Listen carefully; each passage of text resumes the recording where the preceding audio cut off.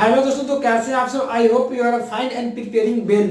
दोस्तों आज के वीडियो में तो हम लोग बात करने वाले फ्रेंड्स क्लास 10 साइंस के फ्रेंड्स कुछ इंपॉर्टेंट एमसीक्यू सवालों के बारे में। जी हाँ दोस्तों, लगातार फ्रेंड्स बच्चों का डिमांड आ रहा है फ्रेंड्स की सीरीज चलाई है एमसीक्यूज का। तो मैंने 30 एमसीक्यूज का एक वीडियो में क्वेश्चन लाने का मैं प्रयास कर रहा हूँ हर मतलब वीडियो में, जिससे कि आपको 30 सवालों करके आपको क्लास 10 साइंस के फिजिक्स केमिस्ट्री बायोलॉजी के बहुत सारे सवालों को आप जान पाए, जिससे कि आपको एग्जाम में ना आसानी से सवालों को बना पाए। ठीक है, क्योंकि हम लोग ना यहाँ पे सिर्फ एमसीक्यू सवालों को आंसर क्वेश्चन नहीं करने आए हैं। हम लोग दोस्तों इस वीडियो में ना डिस्कशन करेंगे, एक्सप्लेन करेंगे, ताकि हम लोग को लॉन्ग टाइम तक याद रहे सवालों। ठीक है, चलिए शुरुआत करते हैं आज के क्लास को। दोस्तों यहाँ पे आपका सारा सवाल इधर लिखा हुआ है, मैं आंसर लिखूंगा। ठीक है, वन लाइनर है, जिससे कि आपको क्या होगा, आपको देखिए यहाँ पे मैं 4 ऑप्शन इसलिए नहीं दिया दोस्तों ना, क्योंकि वहां पे थोड़ा बच्चे भटक जाते हैं, उनको एग्जाम में बुरा जाते हैं कि ये ऑप्शन था ये ऑप्शन था। इसलिए मैं उनको क्या कर रहा हूँ ना, अभी से ही ऐसा ट्रेंड कर रहा हूँ कि बस ये होता है तो ये जानिए। ठीक है, जिससे कि वो फोकस हो पाए एक चीज पे। चलिए सबसे पहला प्रश्न को पढ़ते हैं। यहाँ पे पहले मैं बायोलॉजी से शुरुआत किया हूँ। ठीक है, बच्चों का इंटरेस्टिंग टॉपिक एसे नोड द्वारा जनित्र जो विद्युत धारा को अंकित किया जाता है। देखिए आप लोग जब पढ़िएगा ना परिवहन चैप्टर में हार्ट वगैरह पढ़िएगा, तो वहां पे एक एसे नोड होता है, इसका पूरा नाम होता है sino auricular node. Sino auricular node जो इसके जो द्वारा जो होता है दोस्तों, जो करंट जो जनरेट होता है, करंट तो उसमें जनरेट होता है ना हार्ट में, जो करंट जो जनरेट होता है ना, उसको किसके रूप में किस के द्वारा अंकित करते हैं। अंकित का मतलब ड्रा करते हैं। तो आप लोग कहीं वगैरह देखे होंगे, हॉस्पिटल वगैरह में एक इंस्ट्रूमेंट होता है जहां पे ऐसे देखते होंगे, ऐसे ऐसे ऐसे ऐसे ऐसे ऐसे होता है ना, मतलब उसमें दिखते रहता है, जैसे जैसे फ्लो होते रहता है, मतलब अप डाउन है ना। तो वो अप डाउन होता है, तो वो होता है जनरली उसका एक इंस्ट्रूमेंट का नाम है, उसका नाम है ईसीजी बोलते हैं। उसको क्या बोलते हैं? ईसीजी बोलते हैं, इलेक्ट्रोकार्डियोग्राफ बोलते हैं उसको। क्या बोलते हैं इसको? इलेक्ट्रोकार्डियोग्राफ। इलेक्ट्रोकार्डियोग्राफ के द्वारा उसको इंगित करते हैं करंट को। ठीक है, आगे बढ़ते हैं। सेकंड नंबर, ब्लड समूह ए में कौन सा एंटीबॉडी होता है? एंटीबॉडी बोल रहा है, एक एंटीजन होता है, एक एंटीबॉडी होता है। तो इसमें एंटीजन बी होगा, याद रखिएगा, एंटीजन बी होगा ए में। अगला थर्ड नंबर, मानव में डायलिसिस थैली क्या होता है? डायलिसिस का मतलब क्या होता है? डायलिसिस मतलब प्यूरिफाई करना। तो ब्लड को प्यूरिफाई कौन करता है हम लोग के शरीर में? कहाँ पे होता है? किडनी में होता है। किडनी में कहाँ होता है? किडनी में बहुत सारे रक्त नलियों का गुच्छा पाया जाता है, जिसको बोलते हैं नेफ्रॉन बोलते हैं, नेफ्रॉन। तो नेफ्रॉन को ही डायलिसिस थैली कहा जाता है। ठीक है, यहाँ पे क्या जाएगा? यदि आपको तो नेफ्रॉन नहीं पता क्या होता है, कैसे दिखता है, कुछ आइडिया नहीं है, तो इस वीडियो को देखिए। वीडियो को देखने के बाद मेरे चैनल पे जाइएगा या यूट्यूब पे जाइएगा, यूट्यूब पे सर्च करिएगा नेफ्रॉन का सचित्र वर्णन बाय D2 R स्टडी, आपका पूरा मिल जाएगा डिटेल में, फिगर के साथ, कैसे काम करता है, क्या कहाँ क्या नाम होता है, सब डाला हुआ। चौथा नंबर, प्रोटोजोआ उत्सर्जी पदार्थ का निष्कासन कैसे करता है? प्रोटोजोआ जो होता है दोस्तों, वो जो अपशिष्ट पदार्थ होते हैं, उत्सर्जी पदार्थ होते हैं, उसका निष्कासन मतलब शरीर से बाहर कैसे करता है? तो वो दोस्तों करता है विसरण द्वारा करता है। कैसे करता है? आपका विसरण द्वारा करता है। अगला पांचवा नंबर, न्यूरॉन समझते हैं ना, न्यूरॉन तंत्रिका कोशिका की इकाई में केंद्र कहाँ पाए? देखिए बच्चे ना तो न्यूरॉन और न्यूफ्रॉन बहुत कंफ्यूज होते हैं। तो मैं आपको बता दूं कि न्यूरॉन और न्यूफ्रॉन का ना बहुत अलग खेला चलता है ना। ये दोस्तों नेफ्रॉन जो है ना, ये ब्रिकर का संरचनात्मक और कार्यात्मक इकाई होता है नेफ्रॉन, और न्यूरॉन जो होता है ना, ये तंत्रिका उत्तक का इकाई होता है। जब बहुत सारे तंत्रिका कोशिकाएं मिलते हैं तो तंत्रिका उत्तक बनता है ना। तो तंत्रिका जो कोशिका को ही न्यूरॉन बोला जाता है। ये न्यूरॉन आपका ना पीछे यहाँ पे होता है, यहाँ से आपका बहुत मोस्टली चीज आपका शरीर में कंट्रोल न्यूरॉन से ही होता है। ठीक है, सबसे लंबी कोशिका भी शायद इसी को माना जाता है, न्यूरॉन को ही माना जाता है ना, लंबी कोशिका। न्यूरॉन में केंद्रक कहाँ पाया जाता है? न्यूरॉन में केंद्रक, तो केंद्रक दोस्तों कहाँ पाया जाता है? इसमें साइटोन होता है, बहुत सारे पार्ट्स होते हैं, साइटोन होता है, डेंड्रॉन होते हैं। तो साइटोन एक होता है पार्ट्स बीच में, जहां पे केंद्रक पाया जाता है। और मैं आपको थोड़ा सा बता दूं, तुम्हें बताना तो जरूरी नहीं चाहिए, लेकिन बताया तो आपको।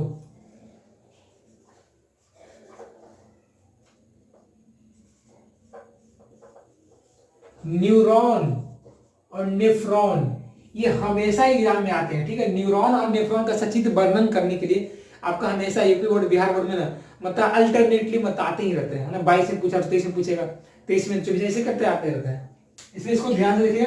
मैंने चैनल पर डाला हुआ देख सकते हैं आप लोग। आगे मानव में बुद्धि और चतुराई का केंद्र क्या है? बुद्धि मतलब समझ करते हैं, बुद्धि इंटेलिजेंस एंड चतुराई क्लेवर्स का केंद्र क्या है? मतलब ये हम लोग कैसे किसी व्यक्ति बुद्धि चतुराई को माना जाता है? मतलब कहाँ पे बुद्धि चतुराई का केंद्र होता है? तो मस्तिष्क में ही होता है, लेकिन मस्तिष्क में कहाँ होता है? मस्तिष्क में फिर से एक भाग होता है सेरेब्रम, सेरेबेलम नहीं, सेरेब्रम, सेरेब्रम में होता है, याद रखिएगा। बायोलॉजिकल टर्म्स है ना, जो था नाम में टेढ़ा होता है, सेरेब्रम, ठीक है, सेरेब्रम। चलिए आगे बढ़ते हैं। अगला 7वां नंबर, कौन सा पादप हार्मोन पौधों की लंबाई वृद्धि के लिए उत्तरदायी होता है? जिन्हें पौधा का लंबाई जो ग्रोथ होता है दोस्तों, उसमें भी हार्मोन ही होते हैं, है ना। जैसे व्यक्ति का हार्मोन के कारण ही व्यक्ति ग्रोथ करता है, लंबाई बढ़ता है। अच्छे से हार्मोन नहीं निकलता तो बौनापन हो जाता है, शिकार हो जाता है व्यक्ति में। तो लंबे पौधे में जो वृद्धि होता है ना, वो हार्मोन के कारण होता है। तो पौधे में भी हार्मोन पाए जाते हैं, उस हार्मोन का नाम है ऑक्सीन। हार्मोन का नाम क्या है? ऑक्सीन हार्मोन है दोस्तों। और जिब्रेलिन्स है, जिब्रेलिन्स, जिब्रेलिन्स हार्मोन और ऑक्सीन हार्मोन जो है दोस्तों, ये पौधों के लंबाई को वृद्धि में सहायता प्रदान करता है। 8वां नंबर, हार्मोन किस प्रकार की ग्रंथि से स्रावित होता है? देखिए दोस्तों, ग्रंथि 3 टाइप के होते हैं, 2 टाइप के होते हैं, अंतःस्रावी और बाह्यस्रावी। अंतःस्रावी मतलब उसमें नलिका नहीं होता, नलिका विहीन होता है ना। बाह्यस्रावी में नलिका होता है। तो ये अंतःस्रावी ग्रंथि से स्रावित होता है। जितने भी आपका हार्मोन होते हैं ना, जितने भी आपका इंसुलिन हार्मोन हो गया, आपका अग्नाशय से जो हार्मोन निकलते हैं, है ना, तो जितने तरह के आपका हार्मोन होते हैं, उस सारे के सारे आपका क्या होता है? आपका वो आपका अंतःस्रावी ग्रंथि से निकलते हैं, ठीक है। अगला 9वां नंबर, जीन शब्द सर्वप्रथम किसने प्रस्तुत किया था? तो जीन शब्द एक साइंटिस्ट थे, उनका नाम था जोहानसन, उन्होंने प्रस्तुत किया था जीन शब्द को। 10वां नंबर दोस्तों, पत्थरों पर प्राचीन जो जीवों का जो अवशेष प्राप्त होता है उसको क्या कहते हैं? प्राचीन पत्थरों पे जीवों का अवशेष चिन्ह को क्या कहते हैं? आप लोग देखे होंगे मेंशन बुक में फिगर वगैरह दिया हुआ है, एक पत्थर होगा, पत्थर पे दबा हुआ कुछ कंकाल टाइप का रहता है, दबा हुआ हाथ रहता है, दबा हुआ पैर रहता है, दबा हुआ रीढ़ की हड्डी रहता है। तो वो जनरली ना पत्थरों पे क्या होता है ना, वो अवशेष जो होता है उसको ही जीवाश्म बोलते हैं। तो क्या बोलते हैं? जीवाश्म बोलते हैं, जीवाश्म।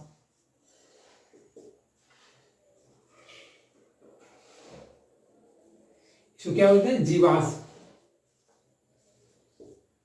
ठीक है। और दोस्तों जीवाश्म की जानकारी कैसे पता चलता है? इसको पता चलता है दोस्तों फॉसिल डेटिंग से पता चलता है। फॉसिल डेटिंग एक मेथड है, इसमें C14 मतलब कार्बन 14 की मदद से हम लोग पता कर लेते हैं कि ये जो डेटिंग है जीवाश्म है, ये कितना साल पुराना है। आप से कल हमने सुने होंगे आर्कियोलॉजिकल विभाग वाला पता कर लेता है कि मंदिर कितना साल पुराना है। कैसे पता करता है? वो फॉसिल डेटिंग से ही पता करता है, क्योंकि कार्बन 14 जो होता है ना, वो रेडियो सक्रिय तत्व है और उसका अर्धआयु ना बहुत ज्यादा होता है।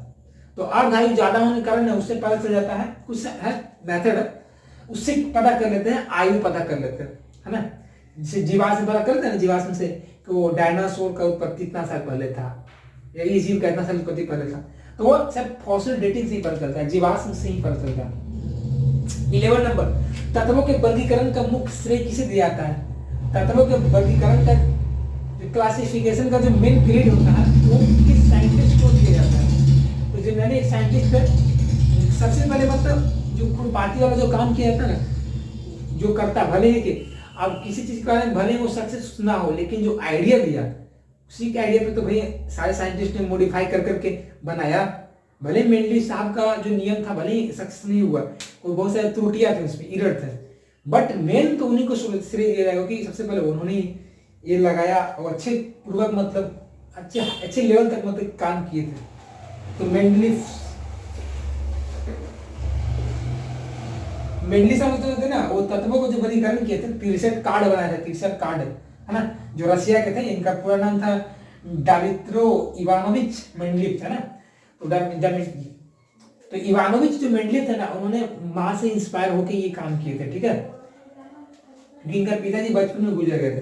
तो मेंडलीव साहब जो थे वो 63 कार्ड बनाए थे, कार्ड, और उसको पब्लिक किए थे रशिया के मैगजीन में, तभी सब लोग जाना था वो वर्गीकरण ऐसे किया जाता है। फिर साइंटिस्ट लोग सोचे, फिर मॉडिफाई करते गए, फिर आजकल जो हमारे पास आधुनिक वर्ग, आधुनिक आवर्सानी जो हमारे पास है,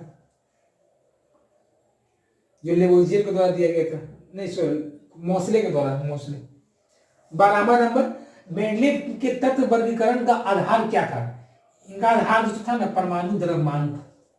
इनका जो आधार था दोस्तों, इन्होंने तत्वों को ना बढ़ते हुए परमाणु द्रव्यमान के आधार पर सजा दिया था, समझे। और जो मोसले साहब थे ना, उन्होंने परमाणु संख्या के आधार पर सजाया था, ये डिफरेंस था। 13 नंबर, पेंटेन के कितने समावेशी होते हैं? पेंटेन के, तो पेंटेन 5 कार्बन का C5H12, इसका 3 समावेशी होता है। कौन कौन? नॉर्मल पेंटेन,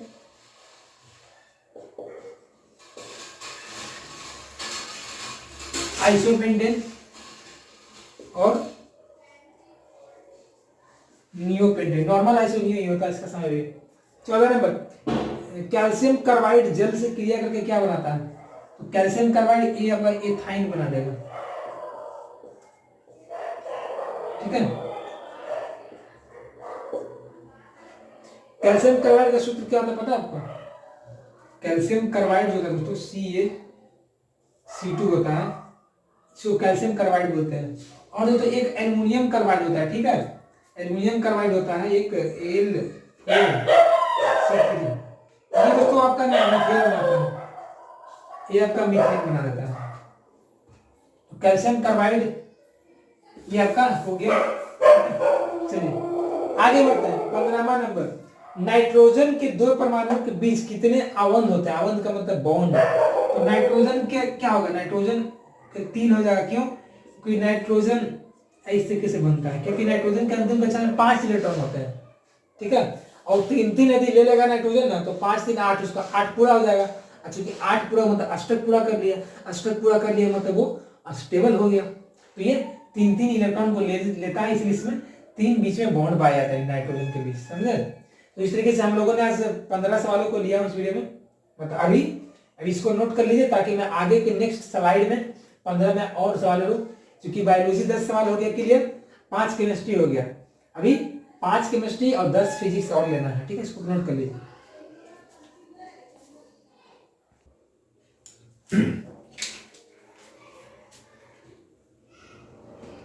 तो friends, now we are going to discuss the remaining topic, remaining questions. क्या बच्चे हमारा क्वेश्चन नंबर 16 पढ़िए क्या कहता है। सवाल फ्रेंड्स बोलता है कि प्रकाश पर सबसे पहला जो कार्बनिक यौगिक थे फ्रेंड्स, वो किसने बनाए थे? तो आप सबको पता होगा सबसे पहला जो कार्बनिक कौन बनाया था? पहले तो यूरिया बना था, आपको पता है, क्योंकि बर्जीलियस साहब का जो सिद्धांत था कि दैविक शक्ति वाला है ना, जीवन शक्ति सिद्धांत, वाइटल फोर्स थ्योरी, कि नहीं बनाया जा सकता किसी चीज को प्रयोगशाला में, वो एक दैवी शक्ति से ही बन सकता है। उनका एक शिष्य थे, उनका नाम क्या था? बोहलर था। बोहलर ने क्या किया? यूरिया को बना दिया था प्रयोगशाला में, है ना। तो यूरिया को जब प्रयोगशाला में बना दिए तो सारा कथन गलत हो गया, उनका नियम का खंडन हो गया। तो बोहलर जो साहब थे, उन्होंने ही सबसे पहले क्या बनाए थे? यूरिया बनाए थे। क्या बनाए थे? यूरिया। उनका नाम क्या था? वोहलर, वोहलर, है ना, वोहलर साहब ने बनाया था। चलिए 17 नंबर, सीसा और टीन के मिश्र धातु क्या कहते हैं? सीसा मिलाइए और टीना मिला दीजिए, उसको मिलाने पे जो एक निश्चित अमाउंट में मिलाने पे क्या बनता है? आपको पता है क्या बनता है? पता ना, शोल्डर बनता है। शोल्डर इसका यूज किया जाता है, क्या है इसका? शोल्डर बोलते हैं। शोल्डर क्या होता है? पीवी मतलब सीसा और टीना मतलब एसिड। ये टीना और सीसा को एक निश्चित अमाउंट में मिलाते हैं ना, तो बड़ा शोल्डर बनता है। शोल्डर को कहेंगे टांका बोला जाता है, टांका, ठीक है, तो याद रखना। 18 नंबर, NaCl का क्वथनांक कितना होता है? NaCl का क्वथनांक कितना होता है? NaCl का बहुत ज्यादा क्वथनांक कैसा होता है? क्योंकि ये आयनिक यौगिक का 1686 डिग्री सेल्सियस होता है, ठीक है। तो फ्रेंड्स यहाँ पे क्या होगा? नेक्स्ट 18 नंबर क्वेश्चन क्या बोलता है? NaCl का क्वथनांक क्या होता है ना, तो 1686 का केल्विन कर लीजिएगा, ठीक है। आगे बढ़ते हैं 19 के। तो इसका क्वथनांक ज्यादा होने का रीजन पता है? क्योंकि NaCl जो होता है ना, सभी में आयनिक बॉन्ड होते हैं, और आयनिक बॉन्ड को तोड़ने के लिए आपको बहुत ज्यादा मात्रा में ऊर्जा चाहिए, है ना। तो ऊर्जा चाहिए, इसलिए इसका बहुत ज्यादा टेम्परेचर होता है, आप आसानी से इसको नहीं तोड़ पाइएगा, ठीक है। जो आयनिक बॉन्ड का जो क्या बोलते हैं उसको, बॉन्ड एनर्जी बोल सकते हैं, बहुत ज्यादा होता है, उसको तोड़ना बहुत मुश्किल होता है NaCl का, ठीक है। आयनिक है ना। 19वां नंबर, प्रबल अम्ल और प्रबल भस्म या प्रबल क्षार का पीएच, जो प्रबल अम्ल और प्रबल क्षार से जो लवण बनेंगे उनका पीएच क्या होगा। प्रबल अम्ल और प्रबल भस्म से बने लवण का पीएच क्या होगा, ठीक है। तो प्रबल है, दोनों प्रबल है ना, मतलब दोनों स्ट्रॉन्ग है, स्ट्रॉन्ग एसिड और स्ट्रॉन्ग बेस मिलकर क्या बनाएंगे, एक साल्ट बनाएंगे, तो दोनों का बेस साथ ही होगा। लेकिन यदि मान लीजिए प्रबल अम्ल रहता और दुर्बल भस्म रहता तो उसका पीएच 7 से कम होता। यदि मान लीजिए दुर्बल अम्ल रहता और प्रबल भस्म रहता तो उसका पीएच 7 से ज्यादा होता, समझे। जो ज्यादा प्रबल होगा उसका शक्ति डोमिनेटिंग होगा, मतलब उसका शक्ति दिखेगा। यदि अम्ल स्ट्रॉन्ग है, मतलब अम्ल प्रबल है, तो अम्ल वाला गुण दिखेगा लवण में, मतलब अम्ल का पीएच 7 से कम होता, 7 दिखेगा उसमें। अब मान लीजिए प्रबल भस्म है, तो भस्म शक्तिशाली है, तो जो लवण बनेगा उसमें भस्म का गुण दिखेगा, मतलब उसका पीएच 7 से ज्यादा होगा, ठीक है। आगे, टूथपेस्ट की प्रकृति कैसी होती है। तो टूथपेस्ट की प्रकृति कैसा होता है आपको पता होना चाहिए। हम लोग जो हम लोग क्या करते हैं, हम टूथपेस्ट क्यों करते हैं पर डे, रीजन पता क्या। रीजन दांत को साफ करते ही करते हैं, उसके रीजन एक और है। हम लोग ऐसा इसलिए करते हैं क्योंकि हम लोग को जो मुंह जो होता है, मुंह का पीएच जो होता है एक लिमिट होता है कि हम लोग मुंह या मुंह माउथ का पीएच जो होना चाहिए इतना ही रहना चाहिए। यदि उससे पीएच मतलब कम होने लगे तो खराबी हो जाएगा, ठीक है। कम कम होने लगेगा तो बहुत सारे बैक्टीरिया वगैरह आने लगेंगे, दांत आपका क्षय होना होगा, आपका जो टूथ में डीके होना स्टार्ट हो जाएगा, डीके। इसलिए उसको रोकने के लिए हम लोग क्या करते हैं ना, क्षारीय पदार्थ का यूज करते हैं, ताकि क्षारीय से क्या हो, हम लोग के मुंह जो वो नॉर्मल कंडीशन में आ जाए, है ना। क्योंकि अम्ल और क्षार मिलकर क्या होता है, न्यूट्रल हो जाते हैं। तो इसलिए टूथपेस्ट जो होता है क्षारीय प्रकृति का होता है। जब हम पर डे टूथपेस्ट यूज करते हैं ना, इसमें क्या रहता है, इसमें MgOH का होल 2 रहता है टूथपेस्ट में। तो टूथपेस्ट का इसलिए किया जाता है क्या, अम्लीयता को क्या करने के लिए, जो अम्लीयता घट रहा था पीच का, मान लीजिए 5.67 कमता है, ठीक है, तो उसको बढ़ा दे, जिससे क्या हो, एक 7 के आसपास न्यूट्रल हमारा आ जाए मुंह का पीएच। 7 तो नहीं होता जनरली, ठीक है, 6 कुछ समथिंग तक जाता है, 7 तो कभी नहीं होता मुंह का पीएच। तो टूथपेस्ट का काम वही होता है, क्षारीयता करना, ठीक है, मतलब अम्ल के प्रभाव को कम करना। बायोगैस का मुख्य उपयोग क्या है, बायोगैस, है ना। बायोगैस का देखेंगे यूज होता है आजकल बहुत जगह, इसका यूज होता है। पहले ये कन्वेंशनल है, मतलब पहले जमाने में किया जाता था, लेकिन आज इसका किया जा रहा है। इसे देखे होंगे जो अवशिष्ट पदार्थ निकलते हैं, है ना, गोबर वगैरह से ही बनाया जाता है बायोगैस। जो धान वगैरह का कुछ डंठल होता है, डंठल से ही बायोगैस बनते हैं, उसको सड़ा गला करके तो बायोगैस बनते हैं। उसमें जनरली मीथेन रहता है, याद रखिएगा, क्या रहता है, मीथेन। बायोगैस में क्या आता है, मीथेन रहता है। अगला 22वां नंबर, प्रत्यावर्ती विद्युत धारा मतलब अल्टरनेटिव करंट कितने समय के बाद अपना डायरेक्शन को चेंज कर लेते हैं, है ना। तो याद रखिए, देखिए यदि इंडिया का बात किया जाएगा ना तो 1/50 सेकेंड में ना आपका करंट का डायरेक्शन चेंज हो जाता है। इंडिया में 1/50 सेकेंड, 1/50 सेकेंड में आपका डायरेक्शन चेंज हो जाता है इंडिया में। लेकिन यदि अमेरिका में जाइएगा तो वहां पे 1/60 सेकेंड होता है, ठीक है, समझे। 23वां नंबर, व्यवसायिक मोटरों में किस प्रकार का चुंबक होता है। व्यवसायिक मतलब कमर्शियल जो मोटर यूज होता है उसमें किस प्रकार का चुंबक यूज करते हैं। तो उसमें चुंबक यूज करते हैं, वैद्युत चुंबक यूज करते हैं। कैसा, वैद्युत।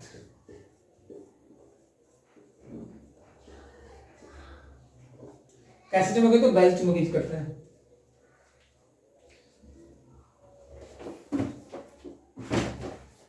चलिए आगे बढ़ते हैं, 24 नंबर, बोला कि प्रोटॉन का कौन सा गुण चुंबकीय क्षेत्र में गति करने समय बदल जाता है। तो प्रोटॉन का क्या बदल जाएगा, प्रोटॉन चूंकि ये पॉजिटिव चार्ज वाला होता है, इसमें कुछ न कुछ चेंज होगा ही होंगे। इसमें दोस्तों आपका क्या चेंज हो जाएगा, संवेग तो बदल ही जाएगा और इसका चाल ही बदल जाता है, ठीक है। अगला 25वां नंबर, 10 ओम और 20 ओम के प्रतिरोध को श्रेणी क्रम में जोड़ने पर प्रतिरोध क्या होगा, समतुल्य प्रतिरोध मतलब इक्विवेलेंट।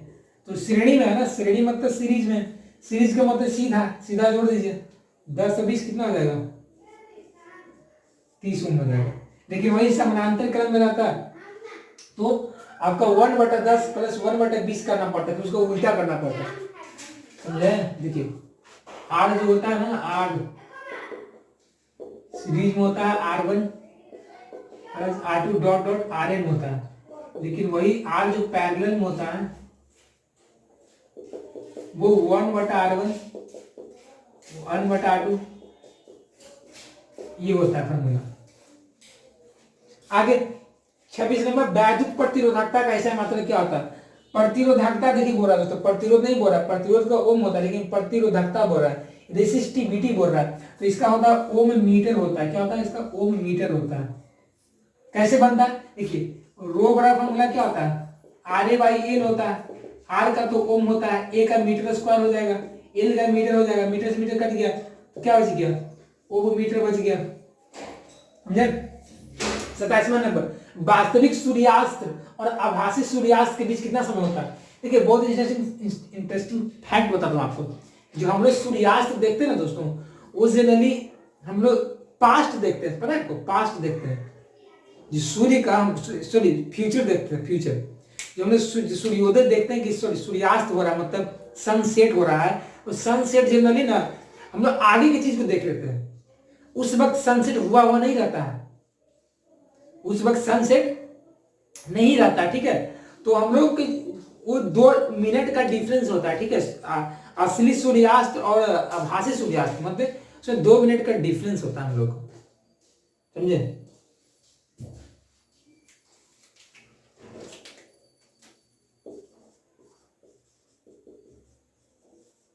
2 मिनट का डिफरेंस होता है सूर्यास्त में।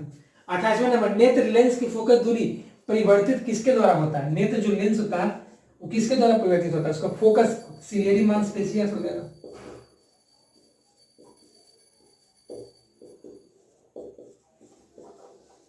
सिलियरी मांसपेशियस हो जाएगा। 29 नंबर, किस लेंस की फोकस दूरी धनात्मक होती है। तो 2 लेंस होता है, उत्तल और अवतल। इसमें उत्तल का क्या होता है, पॉजिटिव होता है, और अवतल का निगेटिव होता है। दर्पण में भी देखा जाए तो अवतल दर्पण का निगेटिव होता है, उत्तल का धनात्मक होता है ना। तो फोकस दूरी धनात्मक इसका होता है।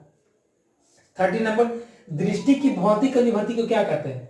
आपको दृष्टि मतलब विजुअलाइजेशन का अनुभूति मतलब फीलिंग को क्या कहते हैं, उसी को प्रकाश से बदलता है। प्रकाश जनरली कुछ नहीं होता, प्रकाश एक तरह से फीलिंग है। आपको लाइट का फील होगी कि हाँ यहाँ पे लाइट है, मतलब वो प्रकाश ही है ना। प्रकाश तो कहीं से उत्पन्न तो होता नहीं, आपकी तो आंख से उत्पन्न नहीं होता है, वो कहीं से आता है, उसका अनुभव करते हैं, उसी को क्या बोलते हैं, प्रकाश बोलते हैं। और श्रव्य की अनुभूति क्या बोलेंगे, श्रव्य मतलब सुनने की ध्वनि बोलेंगे। यदि सुनने का आपका अनुभूति मिल रहा है कि हाँ कोई चीज आवाज कर रहा है, तो ध्वनि एक तरह से हो जाएगा। एक तरह से आप डिफिनेशन बोल सकते हैं प्रकाश का। तो इस तरीके से हम लोगों ने आज 30 सवालों को देखा हूं, ठीक है। क्लास 10 साइंस के बहुत इंपॉर्टेंट है, क्योंकि एग्जाम में आने वाला है, क्योंकि सवाल बहुत अच्छे लेवल के हैं, अच्छे लेवल के सवाल हैं, है ना, इसलिए सब पूछने का सामने बन रहे हैं। इसलिए प्लीज ध्यान से देखिए, समझिए। यदि नहीं पता तो देखिए, इसको नोट कर लीजिएगा, स्क्रीनशॉट ले लीजिएगा। और जो पता था, कुछ सवाल पता था इसमें से, तो आप कमेंट करिए इसमें आप कितने सवाल को जानते थे आंसर, ताकि उस लेवल से मैं अपना और भी क्वेश्चन का लेवल बढ़ाऊंगा, ठीक है। तो बस वीडियो में बने रहिएगा, बस ऐसे ही देखते रहिए। वीडियो कैसा लगा, अच्छा लगा तो सब्सक्राइब कर दीजिएगा, और चैनल को सब्सक्राइब कर दीजिएगा दोस्तों, क्योंकि बहुत सारे ऐसे वीडियो हमारे चैनल पे आते रहते हैं लगातार, क्लास 10, 11 एंड 12 से रिलेटेड, है ना। आपको सब्जेक्टिव का भी यदि देखना है, इस तरह का क्वेश्चन इंपॉर्टेंट का, तो मेरे चैनल पर सब्जेक्टिव का भी डाला हुआ है, ठीक है, आप जाकर देख सकते हैं। मिलते हैं नए वीडियो, तब तक के लिए बने रहिए। जय हिंद, जय Bharat, take care, best of luck.